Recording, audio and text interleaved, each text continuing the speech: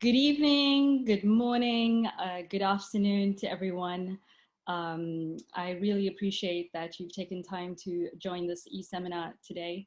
And I also thank MIT Bootcamps for inviting me to be with you today.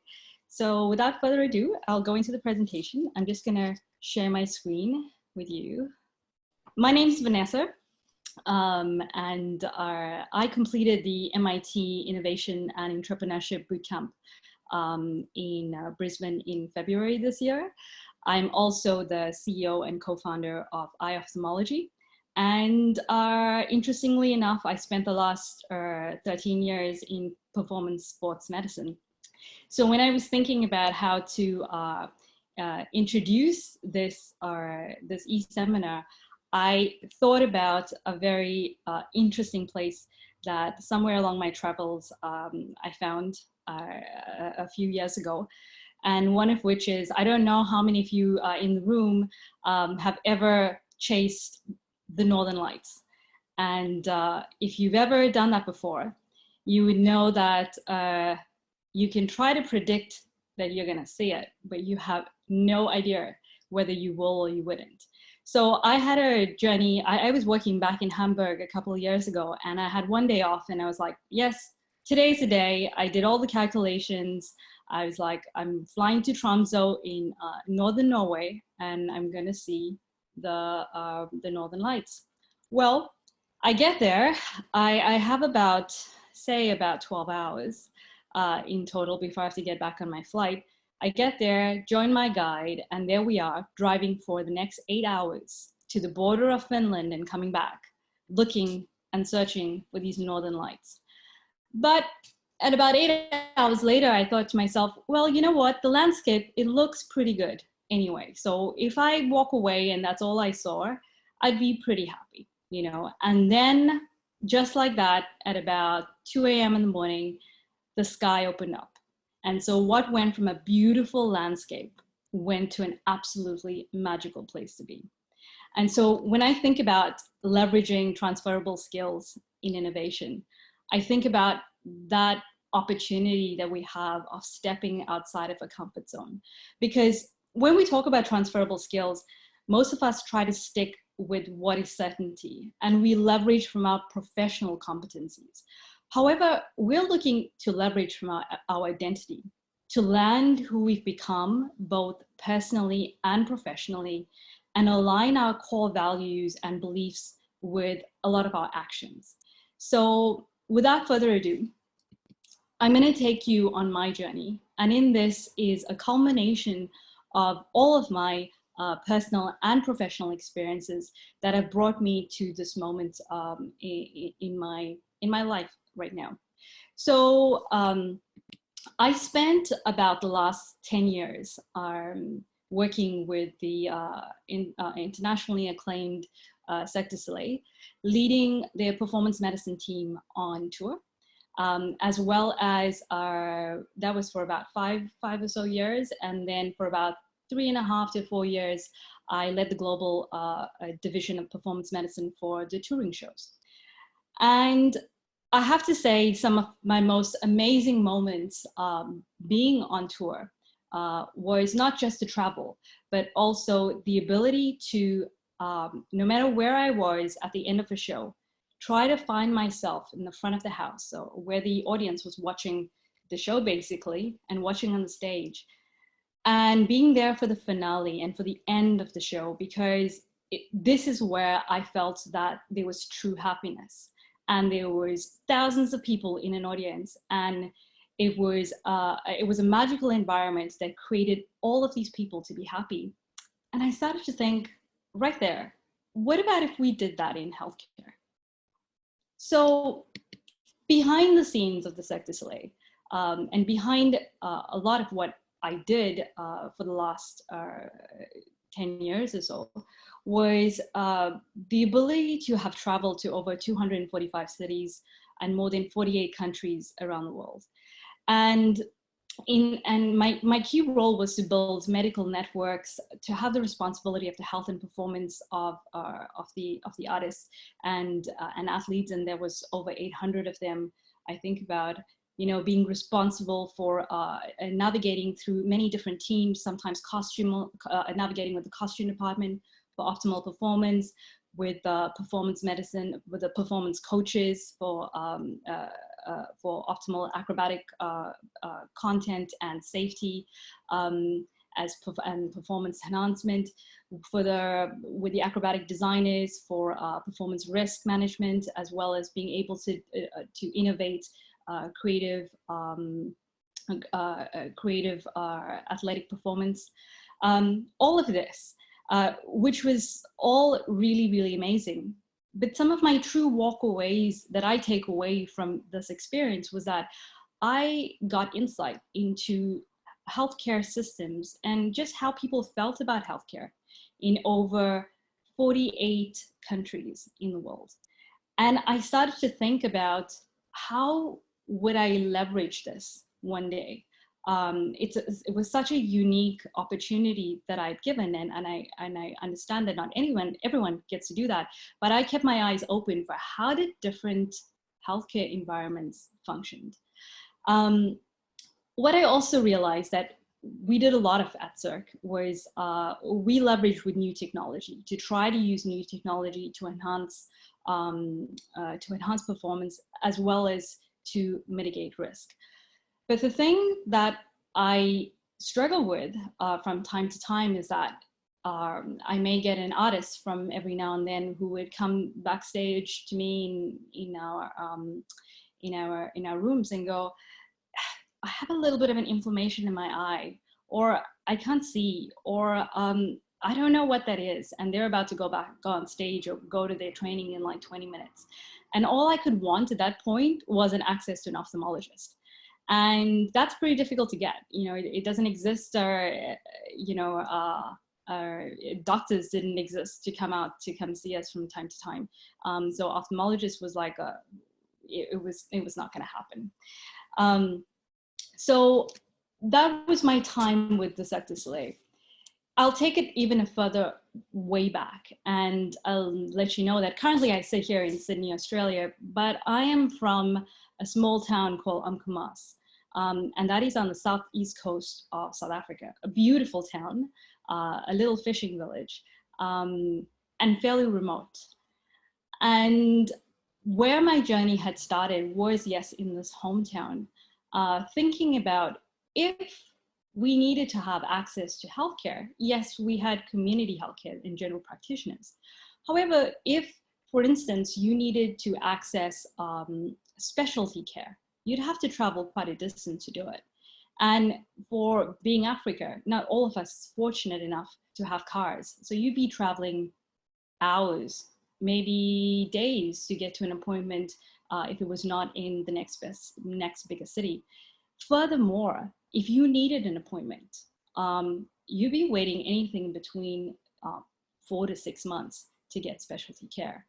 So this also had me start to think about how did I want to make a difference in that area? So one of the things that I started to do was think about my own map to innovation. And part of that started as my first academic achievement was I graduated as a physiotherapist from the University of the Western Cape in South Africa. And part of that, doing anything in a medical form required that you did clinical immersions. And we did a lot of clinical immersions in many different townships or little smaller communities, but also in lower income communities. And my experience from there, and this is more than about 17 years ago now, was that we'd have a whole lot, probably about over 200 to 300 patients line up outside our clinics from about 6 o'clock in the morning, knowing fully well that at 4 o'clock, it didn't matter where you came from, you were not necessarily triaged. You would be asked to go back home and come back the next day. And thinking, like from my hometown, that these patients would have traveled a vast distance to get there, some of them would have walked, some of them would have traveled hours by bus. However they got there, they traveled a long time. They're probably elderly folk as well. But then they were sent home at the end of the day because we just didn't have enough healthcare professionals to take over it. So there started my my thought and my want to go. We all have an opportunity to make a difference and to contribute to a transformative healthcare system. And how was I going to do this? So in 2016, I decided to end my career at Cirque du Soleil and start a new journey. And at that moment, download who I'd become, download what is my professional and personal experience that had brought me to that place. I was lucky enough to be accepted into a fellowship with Mobio, which is part of the University of Barcelona in Barcelona.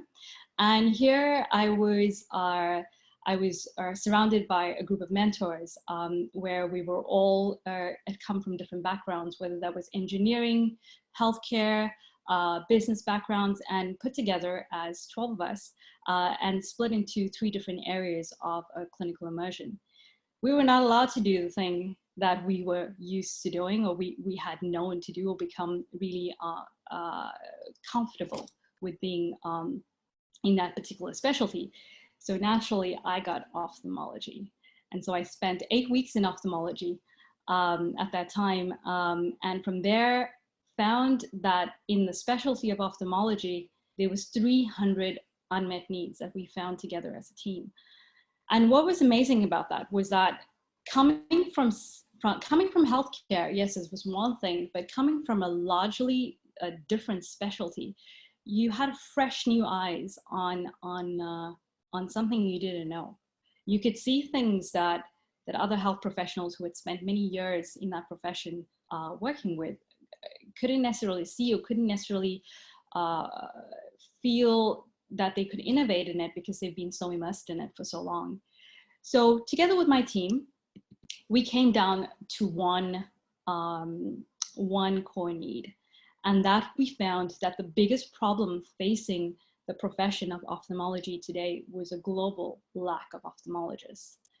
So I'll take you on a journey of that, because one of the things that we had done a lot to come to much of this point was doing a lot of primary market research, speaking to patients, speaking to ophthalmologists, speaking to pharmacists, speaking to optometrists, speaking to administrative staff, getting a full-blown picture about what the problem really, really was. And one of which is, you know, you think about it, if you had an eyelash in your eye or so, probably in a second you would able to whisk it away. But what if you couldn't? Your eyes would start to burn, it'll hurt every time you rubbed it, you know, it'll water. You'd probably have to stop your conversation, stop driving. Now, what if this was an acute eye infection, such as a conjunctivitis, something blocking your every second of every hour? Well, that's what happens to a lot of patients, because it's a pretty scary experience when you have an acute eye condition. And so whether you understand how severe or not it is, you want access to a professional, and not just any professional. You want access to an ophthalmologist. However, the waiting time to see an ophthalmologist from just about everywhere in the world is anything between 3 weeks and 6 months. And a waiting time in an emergency room is anything between 4 to 6 hours. So as a patient, you could sit there and go, okay, so I really would love to see a doctor right now. And you nervously would pick up the phone and make that phone call, only to be told, well, yeah, you can come in, but you're going to be having to wait a while, maybe close to maybe 2-4 hours if it was the emergency room, or maybe we don't have an appointment for you right now. So what do you do? So when we explored further on the problem, we also found that there's a growing aging population, and 70% of acute eye conditions are not emergent. That just necessarily means that the priority patients are not necessarily being seen by the ophthalmologist, because the more non-priority patients are clogging up the system. The other aspect of that is that primary care providers, be that optometrists, general practitioners, pharmacists, whoever it may be, may not be accurately being able to diagnose what is uniquely specific for your condition at the time. And usually you only could have an ophthalmologist doing that. However, for every 2,000 ophthalmologists that we bring out per year, we need double that amount to meet the demand. So there's a growing demand between ophthalmology, the supply and demand of ophthalmology. And what we also understood from our global problem at that point was that 84,000 patients per year have severe sight loss as a result of waiting long periods for appointments. And this is a huge problem, and that's not just a problem for the patient, it's a problem for you and me, because that equates to an economic burden of about 2 trillion euros. So there's a problem in terms of we all have the opportunity to make a difference to this, and how are we going to do it? So that's when my team and I decided to create a solution, one that gave patients access to ophthalmologists in less than 24 hours, and being able to create an accurate diagnosis and treatment. So I introduce you to our company, I-Ophthalmology, which is your smart same-day ophthalmology for acute eye conditions. So how are we going to do that? So again, this is where I've got to say that I leverage a lot from the MIT bootcamps and from my experience with the fellowship at Mobio.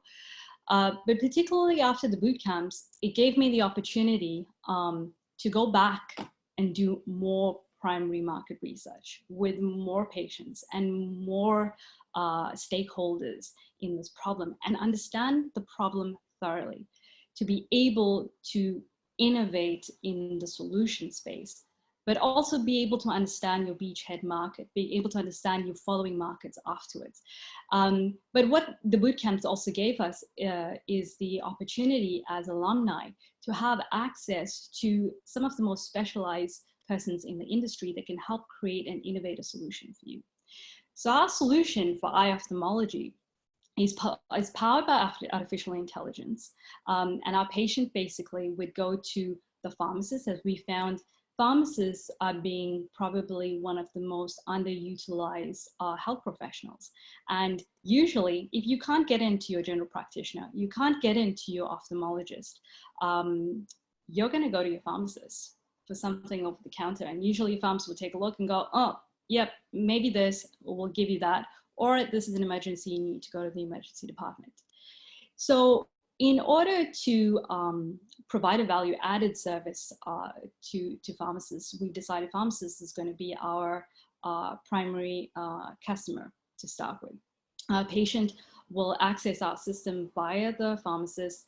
They'd fill in a self-intuitive system, which is a severity questionnaire, a visual acuity testing, as well as capture a retinal image and an anterior image of the eye. This will go into our system of deep machine learning with over 30 conditions and be able to spell out a pre-diagnosis, which then will be validated by ophthalmologists in real time. So almost like an Uber service would be able to connect with ophthalmologists, would come on, validate the diagnosis and provide a plan of care. And we're looking for that to be anything between 2 to 4 minutes to complete. So again, artificial intelligence and the area of it is something brand new for me. And through a lot of networks and through a lot of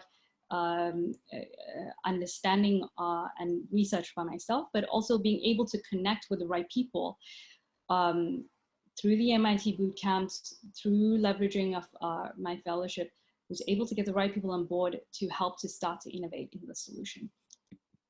So some of the accomplished milestones that we already have is that we already have 20 ophthalmologists that are committed to working with us from the UK, Spain, Portugal, the Netherlands, Germany, and Australia. We have 16 optometrists and pharmacists that are committing to work with us. We have an alliance with 5 hospitals and in 4 countries. In November last year, we were the 2nd place winners at the EU EIT Health Innovation Fellowship Alumni Showcase. And this year, right after the boot camps, we were the 1st place winners of the Johns Hopkins design competitions in healthcare apps and information. And currently, we are the EU EIT Wildcard Smart Health finalists for 2018, and we'll watch that space for what happens next. So when I think of how do we increase our bandwidth, basically, for change and creativity and innovation, I look at my own experience. And I look at many other experiences, because healthcare is in a place right now where we're not necessarily satisfied with it. You know, I personally go, why should where you get born decide what kind of healthcare you're going to have access to? And that even though technology is disruptive in many, many other industries, healthcare has a way opportunity to be able to have more disruption, to create more access to patients around the world. And when I think about, for me, I-Ophthalmology, I wanted to be part of a global solution, the one that creates access for patients, not just in developed countries, but in developing countries where there is the least access and the more likelihood to have blindness based from not having access to ophthalmology when you need it. So I know where you are sitting in your space, whether you're sitting, standing, or just listening to me right now. You're part of this because you do want to innovate in it, but we're reluctant to get out of our comfort zone in order to do it. And what we're needing to do, I think, that's really, really important, is to be able to realize that we can download core competencies. You know, if you were working in IT and you just go, well, I have IT and how can I use that in a different industry? Sure, you can. You know, I'm an engineer and how can I use that in a different industry? Yes, sure you can. At the same time though, when you're innovating, it is, do you have a passion? Do you have a belief? And do you have a resilience for wanting to innovate in that area? And so then it's not just downloading your core competencies, but it's actually downloading your personal experiences and taking the time to land it, taking that time to land who you've become from all of that. And going, maybe I'm an engineer now, but I could be working in something else. And leveraging the skills that you've learned from being able to do that, probably accuracy, probably being able to be able to project manage, a whole bandwidth of different competencies, but you can apply to a totally different area. And I say the area of healthcare because we need it most right now. And so it involves risk-taking. It involves being able to go, I'm gonna chase Northern Lights and I may not see it, but I could get something else. I could get a whole new experience that I didn't even ask for. And that for me was in ophthalmology. You know, it took a fair amount of risk to go, my background is in sport, but what have I actually taken from that area and brought over to ophthalmology? Some of which that I think is communication. When you work in healthcare, when you're a clinician, you not only communicate, but you learn to listen very, very deeply to your patient. You really, really learn to listen about what the problem really is. And sometimes it's not even in what they're verbally saying to you. You know, it's in all of it's in the whole environment, it's the entire aura around them, and you learn to listen for that. That same level of listening can be applied in being able to innovate in healthcare, because when you're doing primary market research, as we've learned through the boot camps as well, is that it's that little bit that you don't necessarily pick up from the verbal. You're looking for everything outside of it that's going to bring you to that spot of what the true problem is. So leveraging from things like communication, context, listening skills, being able to go, you're also a user innovator every single day of your life. You probably have 100 things that you do differently every day that makes your life easier.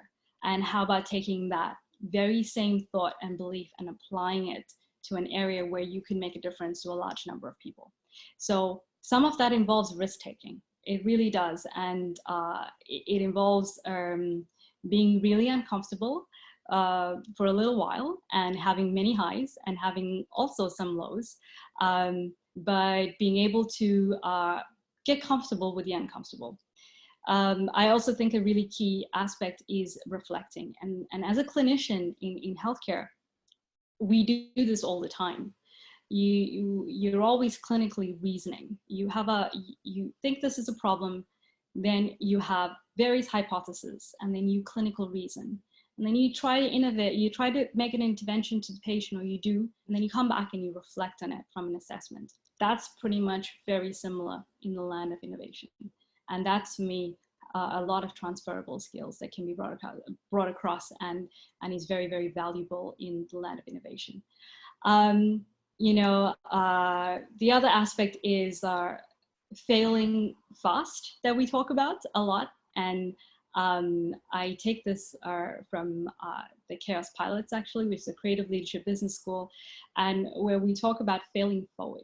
And every kind of failure that you're going to fail fast, and you want to know that really, really quickly before you invest a lot in something, is an opportunity to grow and an opportunity to remain curious about what else could be, or reflecting on the failure and going, oh, how could we create this into something different and try something else? So I look at it as being able to fail forward. So without further ado, I invite you to be part of our empowering healthcare everywhere, but particularly for me, empowering ophthalmology area everywhere. And I invite you to take the responsibility, but take the risk as well, and also to know that you can innovate and be part of a global solution. And part of that is surrounding yourself with people that help you believe in your dreams, help you believe that the impossible is possible, and help hold that vision for you. So I look at ophthalmology and I think about it on, wow, if and when our solution is on the market, and we can expand that to be part of a global solution that can actually have an impact in reducing preventable blindness, wow, that would be the ultimate. And I'd be very, very excited that I was able to understand my skills and my life experiences and what it's brought me to be able to do that. But I invite you to do the same. So thank you. Tell us a little bit more. You referenced your team in the seminar. Can you tell us who they are? Their backgrounds, how did you meet them? And why did you want to work together? Right. So interesting question. I've had two teams actually that I've worked with. A team from my fellowship, and we were brought together by the fellowship actually to work on this project. And then it had been decided who wanted to be part of going forward with where the solution was at that moment, which was fairly early, and who didn't want to carry the project anymore. So that's when I got introduced to the EIT Health. And through EIT Health, we were able to leverage up who were the other entrepreneurs out there that had particular specific experience in what we were looking for. And that was in artificial intelligence, computer vision, as well as digital health. and as well as obviously having an ophthalmologist on board. So I have three other team members, Jorge de Silva from Portugal, and he is a professor in the Internet of Things and artificial intelligence. And he's published many papers and books on this topic, so he's very well versed in it and a great contributor in the solution space and for my understanding of how we create, because I'm the dreamer. We have Walter Schmid, who has a background in digital health, and he has been the co-founder of many medtech companies, as well as digital health companies. And he helps to connect the dots in the experience between Jorge and myself in the clinical background. And he's also our clinical lead. And we have Dr. Santiago Ortiz, who is from Hospital Clinic Barcelona, and he is an oculoplasty specialist in ophthalmology, and he has been the lead on this project from the very beginning of 2016.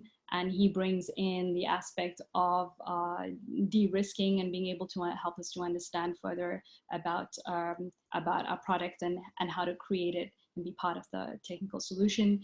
We also have a team of advisors and about 20 ophthalmologists from various parts of Europe, but predominantly from Hospital Clinic Barcelona, that work with us to be able to validate the solution.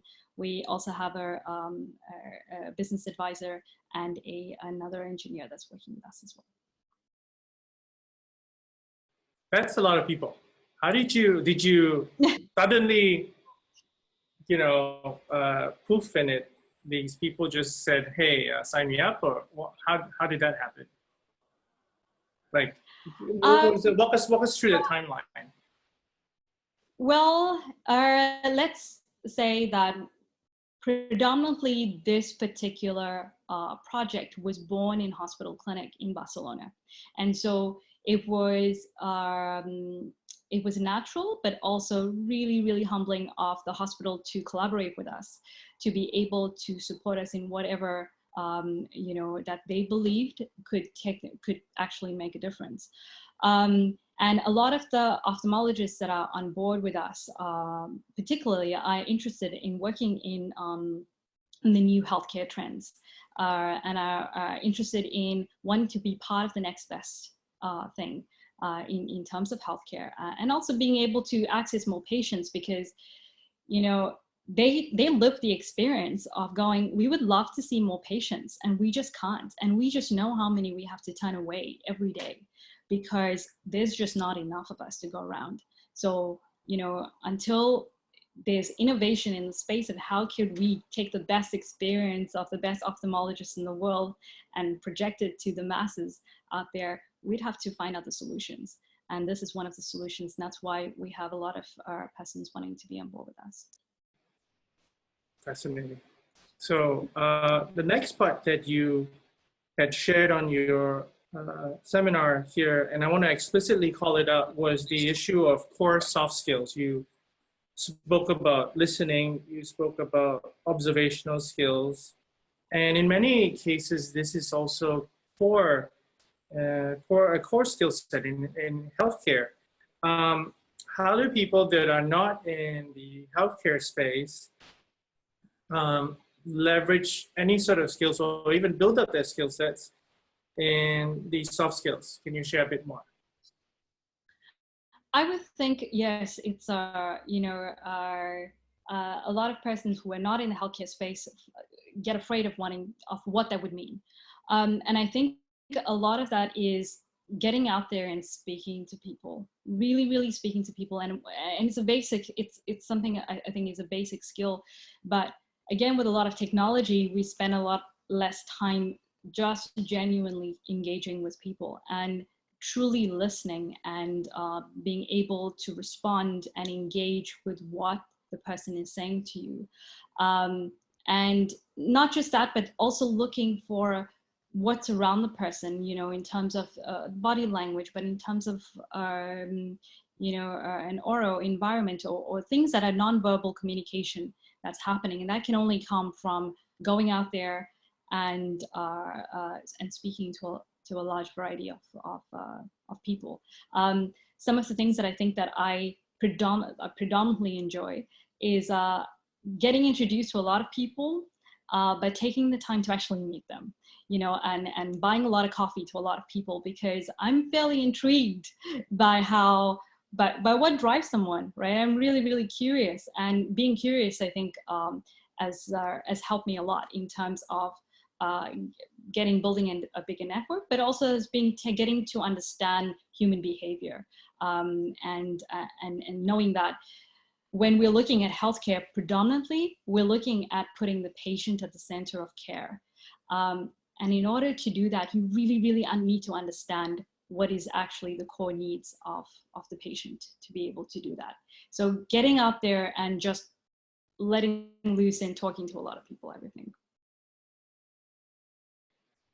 And just it's timely that you talked about the unmet needs and the discovery of those needs. Can you, in a practical way, walk us through the process of discovery and understanding these unmet needs? What was that journey like for you?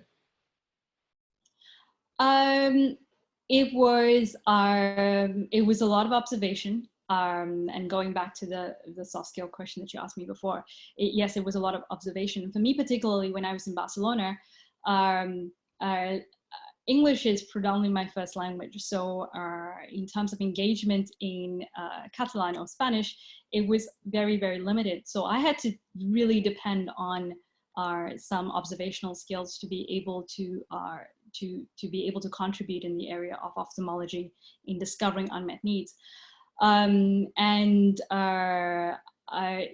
discovery was very easy at some points when we first started to do it, and then realizing that we're peeling back a lot of layers, and you're needing to go back and you're needing to read a lot more about the profession in itself, really getting to understand a lot as to why things get done a particular way. And from my experience, it's not difficult to learn the core the core aspects of a new profession, especially as an outsider, because you look at it as such fresh eyes, and so some of the detail and intricacy that's involved in ophthalmology was something that we did need to understand, and we needed to actually understand that really quickly. And being able to understand that really quickly meant that you could actually really pick out some of the more unmet needs in that area. So yeah. Oops, I just muted myself. So I'm moving on to the intersection of technology and healthcare. Allegra is asking, can you explain and describe how you first encountered artificial intelligence, and what tools are you using? Your recommendations on how to learn about AI and to partner with it for innovation? Right.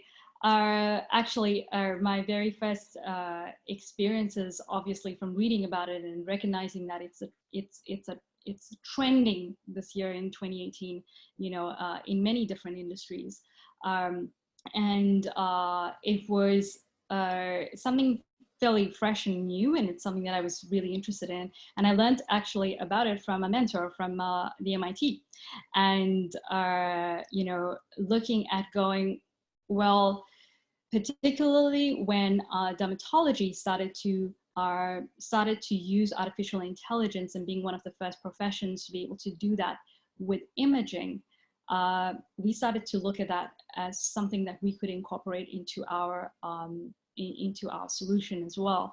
And that's studying a bit more about how that had happened in dermatology and what other companies were using it and how they were using it, particularly Google DeepMind with a diabetic retinopathy as well, and studying why and how that was happening, and how was it actually going to be translated into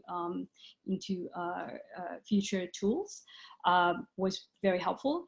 There is also, it was at the MIT that there's a course, an online course in artificial intelligence, particularly for management in the area, and that's something that I have been I've been doing as well. So.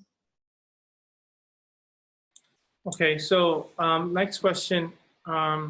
You know, there are a number of people who have asked the work that you're doing in this new startup, I-Ophthalmology, needs a revenue model. What does that look like? Right. And a really, really good question. So right now is our main customer is the pharmacist. And we will be accessing the patients of the existing clientele that the pharmacist would see in terms of acute eye conditions. So it is a B2B model. And in terms of, it would be a pay per patient, as well as a subscription for the platform, and also a pay for the a one-off payment for the equipment and to be put into the pharmacy. But particularly looking at how the opportunity to scale in this area could be in pharmacies and not just in pharmacies, you know, in other stakeholders that would be that would also have or be affected by needing to deal with patients with acute eye conditions, and what would our offering be? So there's a great opportunity to scale, which would give us a totally different revenue model from there on end. So yeah. Follow-up question. You know, many apps or many such direct-to-consumer models where, you know, you have a device that is able to, you know, take in information, healthcare information, in this case for your eyes. There are other apps that do GP services that have decided to go B2C, direct to the patient. Can you walk us through that process as to how you decided that your go-to-market strategy was through pharmacies and specifically the pharmacists? Great. And this is coming a lot from our, I would say, the methodology, disciplined entrepreneurship. And this is a lot from going back into your primary market research and also understanding all of your stakeholders and doing massive amounts of interviews to really understanding who's feeling the problem, like whose problem is it? And yes, we do understand that there's the patient, you know, however, there is aspects of the solution that we cannot be negligent for right now, and that's being able to capture good images and particularly a retinal image. And even though we could go directly to the patient with this, it is much safer to have it being done in the rooms of a pharmacist or primary care provider at this point. So it's, I would say, how do we exactly choose the pharmacist from there is because it's from all our primary market research. And even though general practitioners are still, they still could easily be one of our customers, it's very important, I think, to understand that you don't want to disrupt the flow of the current system of operations. And that's particularly with the general practitioner as well. You don't want to add to a workload. And so as the trend starts to become more accommodating, this is something that we would be thinking about adding it to GPs, adding it to other stakeholders and other primary care providers to offer it as a decision support tool. So yeah. All right, so coming back to transitions, Mauricio has been asking, sorry, not Mauricio, yes, Mauricio was asking, you know, how did you decide to go from Cirque du Soleil to dedicating time to the startup? I mean, can you walk us through that transition, that thought process? Yes. Particularly, I think that I was dialing back into always knowing that I was going to want to I wanted to make a direct impact into healthcare. that would impact a lot more people on a global scale. I just didn't know how that was going to be. I didn't know where that was going to be. You know, it could be me going back into working in a hospital system, or it could be, and that would mean I just have one-on-one contact. Or it could be that you could do something, innovate in something in an area in healthcare that could actually affect massive amount of people and make a difference to their lives. And I knew that when I was leaving the Cirque du Soleil. I didn't know how that was going to be. And I allowed the support of many, many different mentors and persons in industry to help. I leveraged off their experience and being able to understand, and in so doing, I was able to understand what my journey and what my path would be, particularly being able to be open to a lot of opportunity and being open to working in the area of ophthalmology that I knew nothing about at the time, but just being open to going, well, I don't know where this will land. However, I'm really open to what's possible. And I'm really, really grateful that I followed that path. And yep, here we are now. Gonzalez is saying, Vanessa, thank you for sharing such a great story.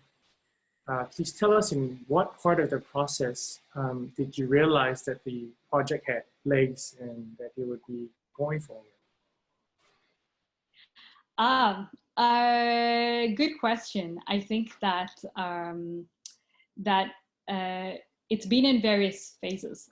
Part of where we actually, when we chose out of 300 needs to go to one, it was at that part where like, wow, this could we really have a problem here, you know, and we didn't know how we were going to innovate in that, but it was just exciting at that point going, wow, this is a problem. It's a real problem that requires some solution, and we don't know how that's going to be. So there was one part. And then you go as an entrepreneur going, well, we start to look at doing a lot of primary market research and going deeper into it. And then you go from here and you go down there. And then you go up again. And so there have been different times, probably at the times of really putting down what a business model was going to look like. That's something really challenging, but also rewarding when you're able to make it fit and just go, wow, this could actually work here. And also, so I would say that we finally pitched the project when it started to have a little bit of legs was in November last year, in November 2016. And then when we won the EIT Health EU Alumni Forum, it started to gain a lot of our leverage, and it started to gain a lot of traction in that way, because it was like, wow, somebody sees something else beyond what we see right now, and so let's keep trying on it.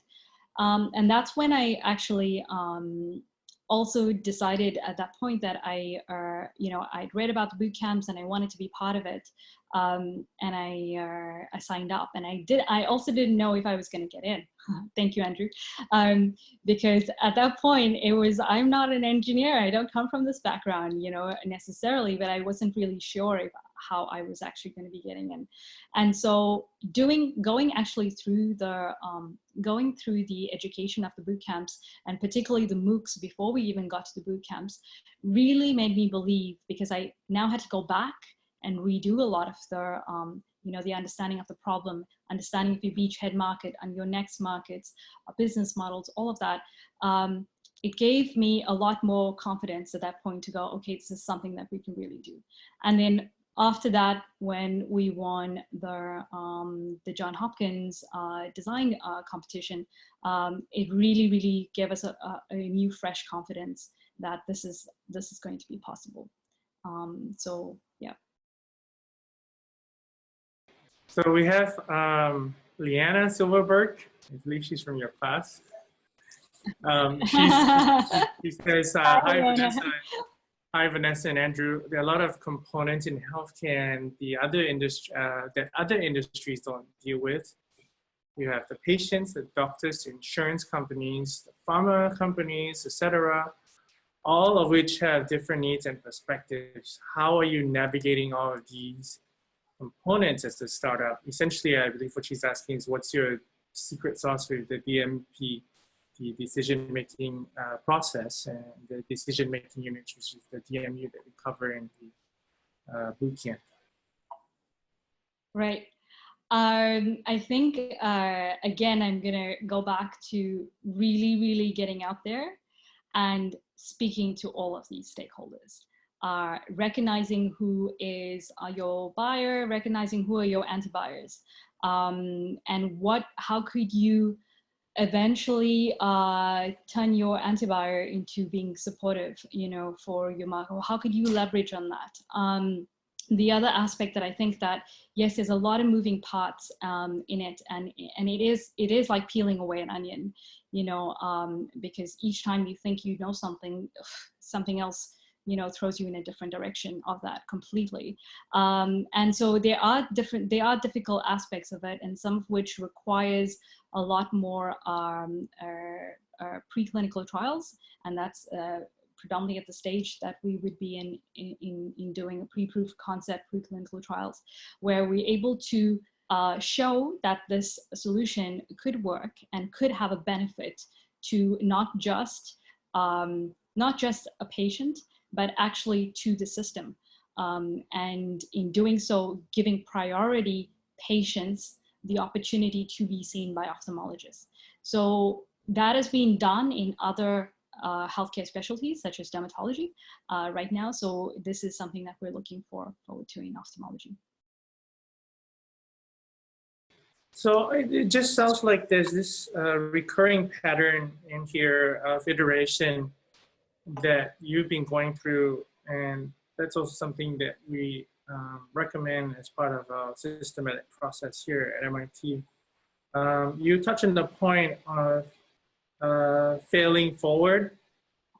Can you share a little bit about experiencing failure on a personal level and decoupling that to ensure that failure is objective and that addresses the issue of failing in a particular way for the startup versus making that personal? Yes, a good question. I think that failure on a personal level means an opportunity for growth and an opportunity for reflection first before growth. And some of my personal failures, whether that has been in just sometimes choices that you make, have you reflect and remain curious as to going, what would have happened if I did this differently? And could I do this differently? Or what information do I not have that I should have to be able to make the next decision on that? So I think that in terms of failing forward, there's no such thing as failing when you look at it that way, because you start to think that that every single failure necessarily is an opportunity. It's an opportunity to try something different, to try a different path, to to remain in a place of going, I'm still after that impossible dream, and I'm still going to try to push forward with something. At the same time, you'd have to be able to, I think, check your temperature every now and then, to test the water, to go, well, sometimes you could push really hard and you're failing multiple times, and that maybe is a reason to get out and try a totally different direction. So to be able to measure that is really important. Thank you. So Pablo's asking, regarding transferable skill sets, what strategic planning or other skills, like say in fundraising, have your colleagues or you yourself brought on and have had this complementary, well-rounded team skill sets and capabilities? Did you specifically look for that a little bit more so than from before? Yes, particularly, and it's I think it's in going with it's a culmination of things, because you come back to leveraging off your previous experience in going that when you're particularly looking for funding, or you're pitching for it or you're applying to it, knowing who your audience is helps you prepare a lot better for it. Knowing what is it that they're wanting to invest in, and different investors have really, really different needs as to what they're gonna like and what they're not gonna like. So at some point, you're knowing that you've done this before, because if you worked in a corporate industry before, you've always gearing up for being able to work with partners in a way that you understand their needs as much as they understand your needs. And the same thing goes, I think, when you're pitching for funding, is just going, who is your audience, and making sure that that you're gearing, or you can be adaptable to what is your funder needing, or if you're needing that funding, particularly being adaptable to their needs. So Allegra has asked a follow-up question. Can you share what effect the Bootcamp has had on your personal routine and discipline within this new startup leadership role? One is that I can stay up 24 hours for a whole week. Has probably been one of the biggest learnings. But particularly right now, I am in Sydney, Australia, working on a European US time zone. So I probably do this almost every day right now.